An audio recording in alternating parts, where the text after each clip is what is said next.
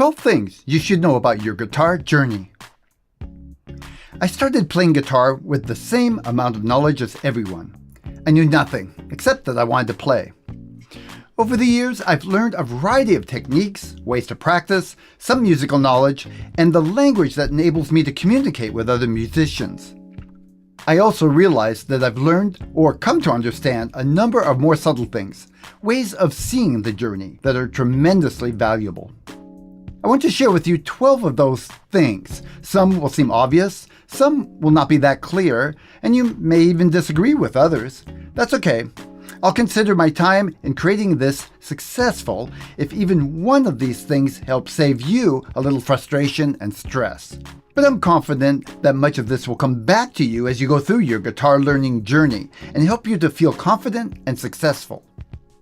Number 1, nothing I say is absolutely true. What I teach you here and in my lessons is the best I have to offer from years of learning and teaching experience. However, nothing I say is absolutely true, and certainly not the only way to do things. In fact, no one teacher knows the best way to do everything. There is value in following a path, regardless of whether it's perfect, but try not to get hung up on what is the right way.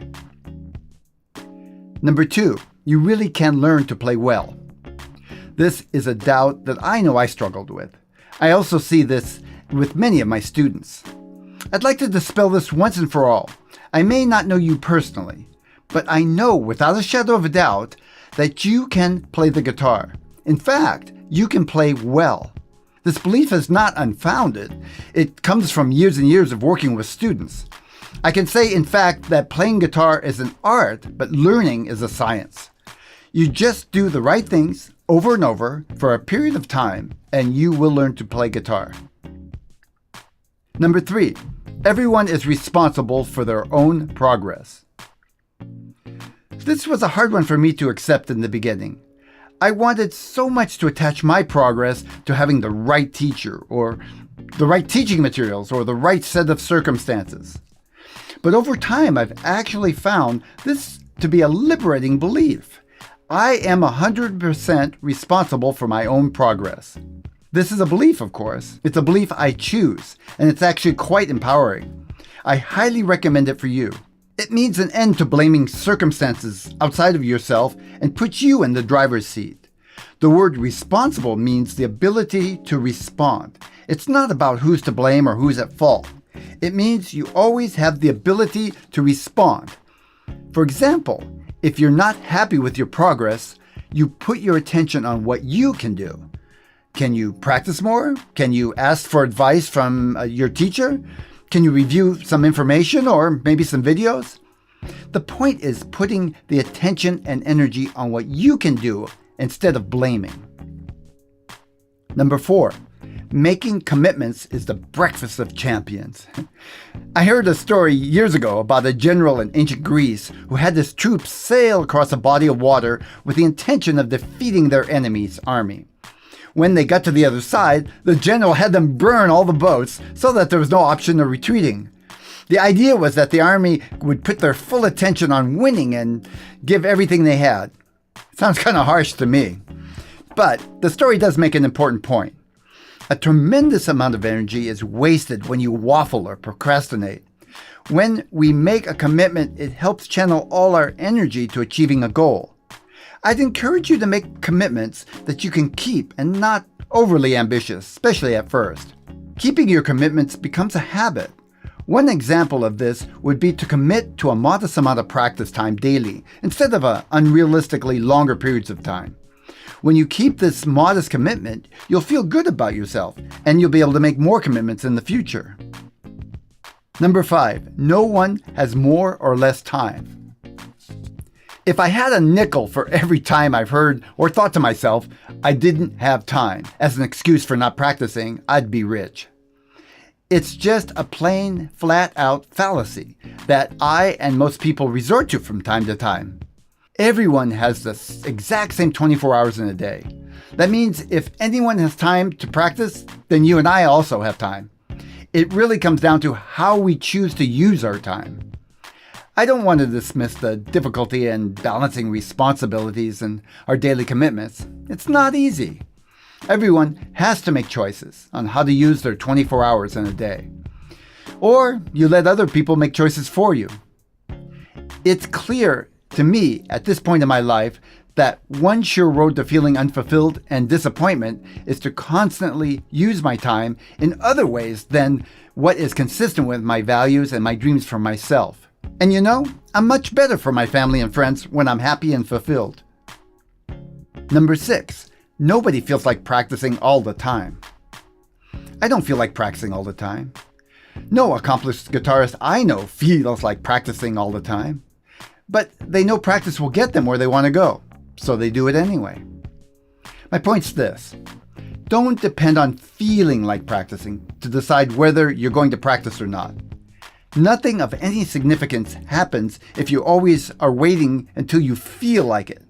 Just make a commitment and practice anyway. Number 7, self-discipline is overrated. Self-discipline is doing something that you should do regardless of how you feel about it. Many people think of self-discipline as something you have or don't have. In fact, studies have shown that you have less self-discipline when you're tired or when you've had to use self-discipline over a period of time. Instead of focusing on whether you have it or not, I found it's much more helpful to just set your life up and do specific things that'll help you get to where you want to go.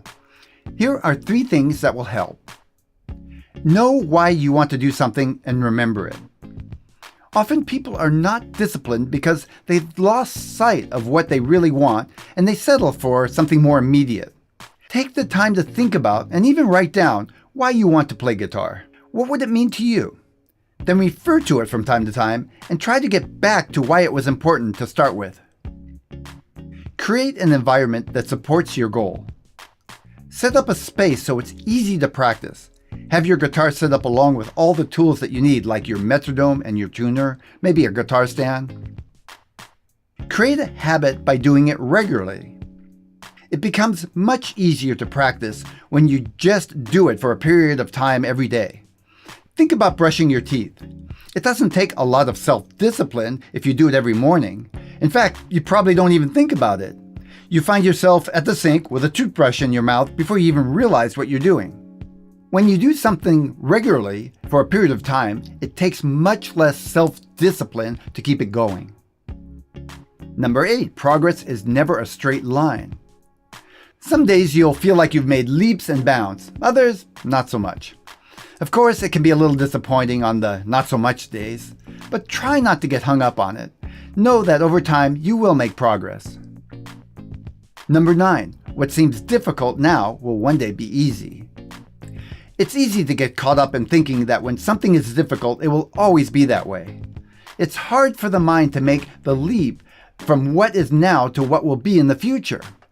I guess in some ways it takes a little bit of faith in the process. But know that any student will agree that everything that seems difficult at one time will someday seem easy. Number 10, there really is no quick fix. Because you're here, you probably already knew there's no 10 easy steps or play the guitar in 7 days method that will really teach you to play awesome guitar. But the good news is that doesn't have to be a bad thing. The confidence and self-esteem that you'll develop in going through a tried and true learning system and developing the skills to play with ease are invaluable.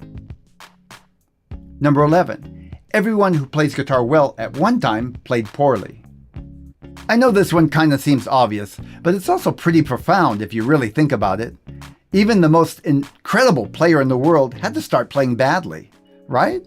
No one just picks up the guitar and plays well.